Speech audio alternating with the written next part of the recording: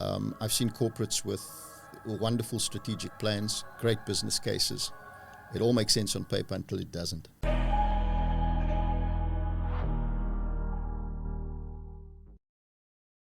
A warm welcome to episode 8 of the Parallels podcast, brought to you by Africa Scotland Business Network, an African business podcast that interviews senior leaders and CEOs who are working with or on the African continent from our member companies all across EMEA regions.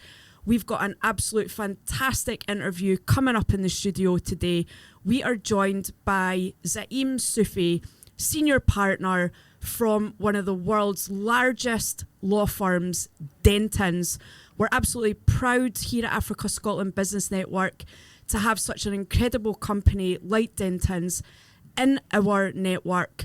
Zaeem, how you doing? I'm well, thanks, Glenn. Great to be here. Thanks very much.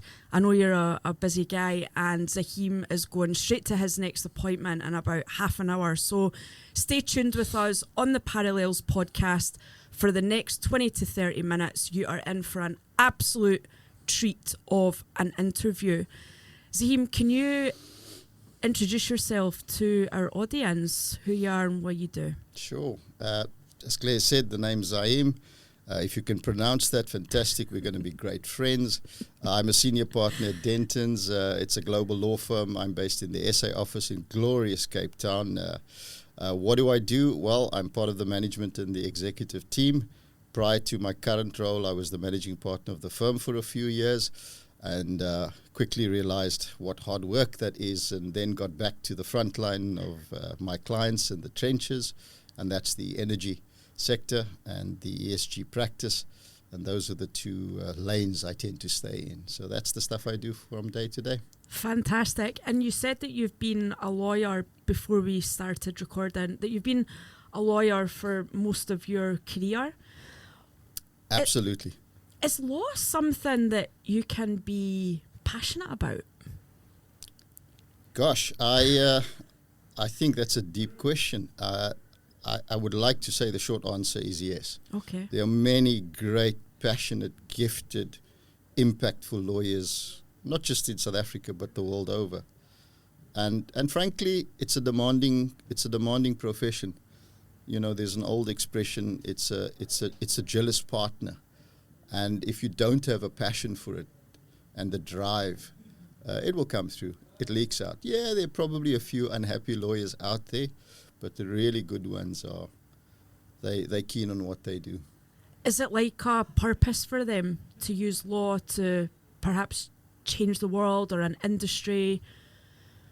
I think people start out and end for different reasons and in different places, right? So when you 18, 17, contemplating what you're going to study, law is an attractive profession. It provides financial capability and means.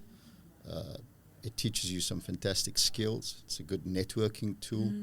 And you'll never be lost for, I guess, deployable skill, a skill that can make you money, even if you're not in practice, for example.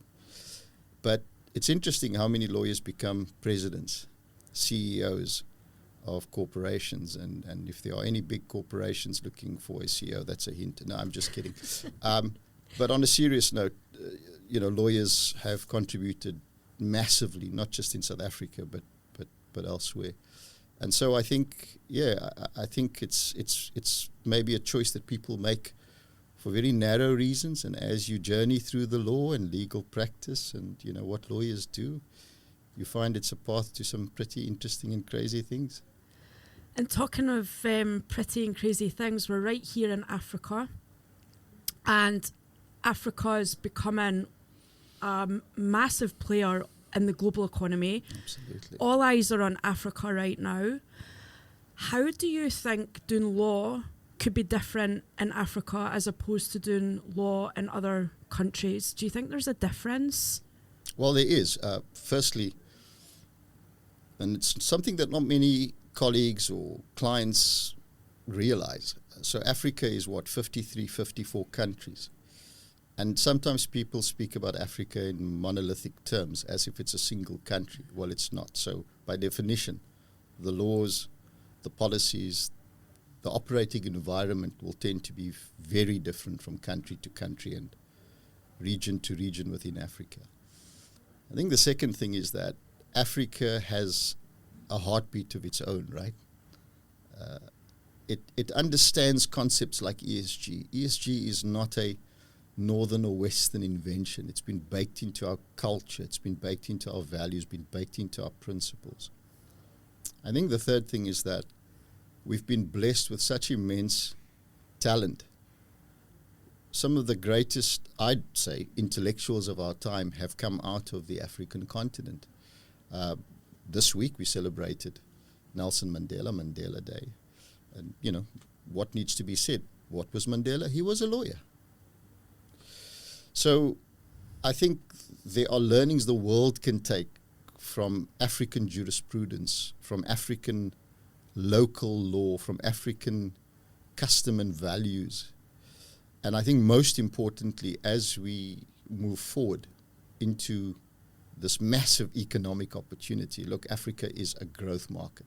It's a massive growth market. Corporations have seen that. As we move into the new frontier of that opportunity, it's an opportunity for African markets, countries, regulators, leaders, politicians to put a local agenda and interest first. Whereas 50, 100, 200, 300 years ago, we were simply, dare I say it, you know, tools for other purposes and a means to an end. And we were recipients of foreign laws, as we are in a place like South Africa, right? It's a great time to be an African. Yeah, it's a great time to be alive, isn't it? Absolutely. And in Africa. And I guess that's why I've lived here as a Scottish girl for 17 years now, giving my age away. So Africa, you've said it yourself, Zaeem, the land of opportunity right now. And corporates are very, very aware of this. What does that mean from a legal perspective? I think it means several things.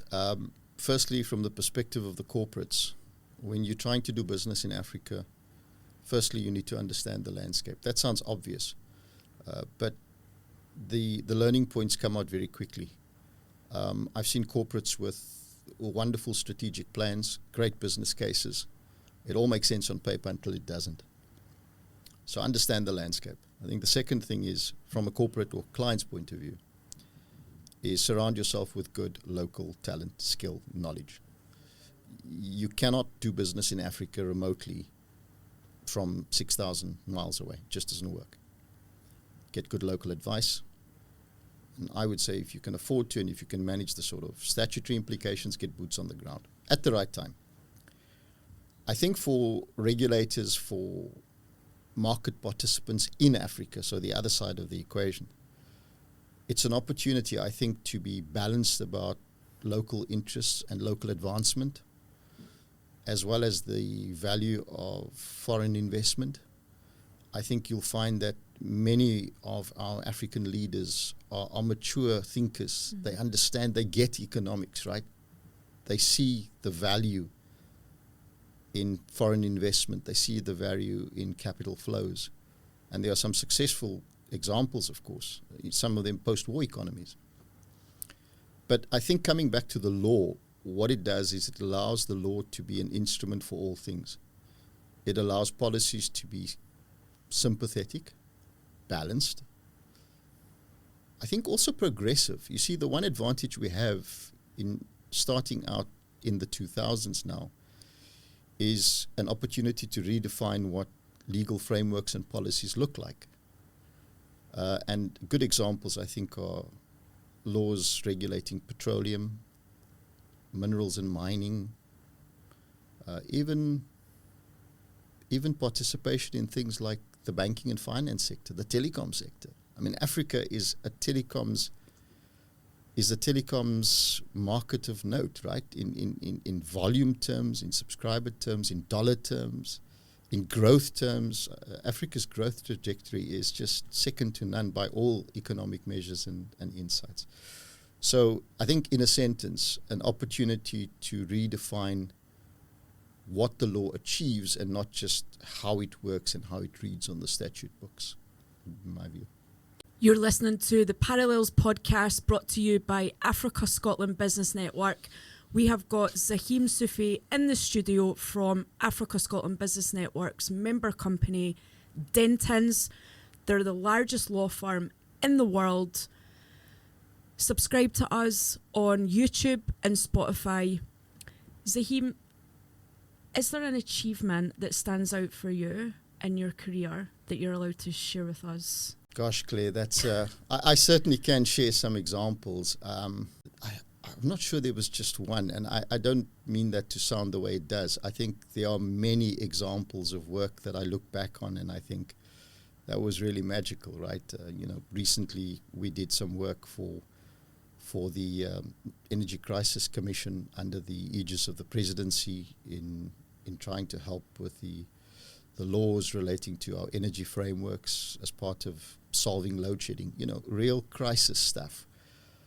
I've had some crazy times. I've had to fly across the continent to help bail out CEOs of one of our companies because pre-election there were arrests because the fuel pricing was just not going to make for good votes, right?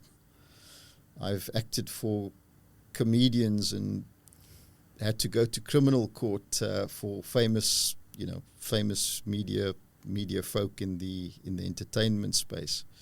I also remember the graft. So for those thinking law is a get-rich-quick scheme, it ain't. It's hard work, it's toil. But if you're into it and you've got a head for the stuff and a passion for it, it's great. So, no, there isn't one single example. I think perhaps if I had to choose one, I think probably the one thing I think is most impactful for me is just the opportunity it's given me to meet and engage with and I think help shape some pretty interesting things, me included, right? I mean, I've learned from being a lawyer. Not that I'm saying I'm a pretty interesting thing, but I think you get the point. I'm sure you are. We know you are. Point. And just seeing some of the young talent come through and the passion and just how law graduates now and young legal professionals navigate and see the world and the kind of mastery of the challenges we face in the digital age and just working with them, it's as meaningful for me as I hope it is for them. And yeah, the people element I think is really the one thing that stands out for me, if anything, yeah. Zaeem, I want to share with you that I actually have, believe it or not, I actually have a past degree in company law.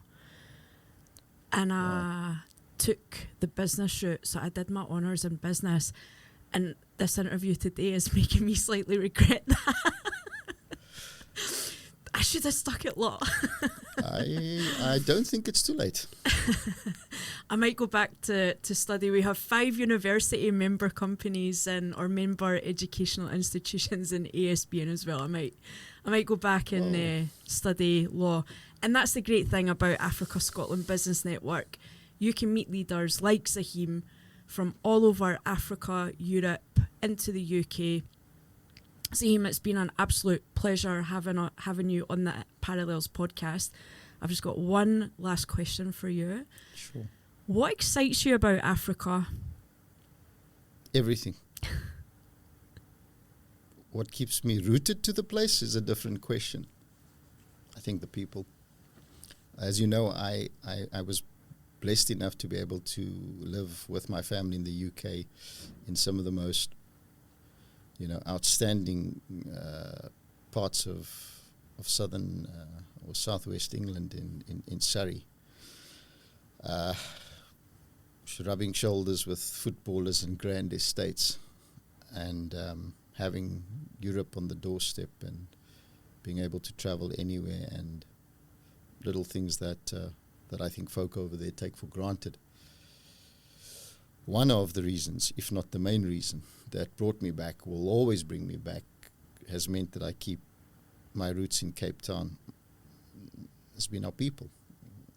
I think just coming through to the studios this morning is a treat, right? It's the most vibrant, warm, impactful group of people you're likely to find at 7 or 8 in the morning. Be in New York at 7 or 8. Try surviving the commute. Try and speak to a stranger on the train in London, and no offense to all my great London colleagues and friends, but try and speak to someone before their third coffee, and you might just get committed. So it's the people.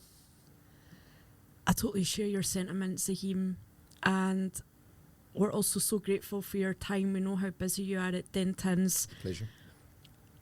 For anyone who wants to reach out to Zaeem or indeed Dentons, they have offices all over the world, all over Africa. Please get in touch with us at Africa Scotland Business Network. Follow us on LinkedIn.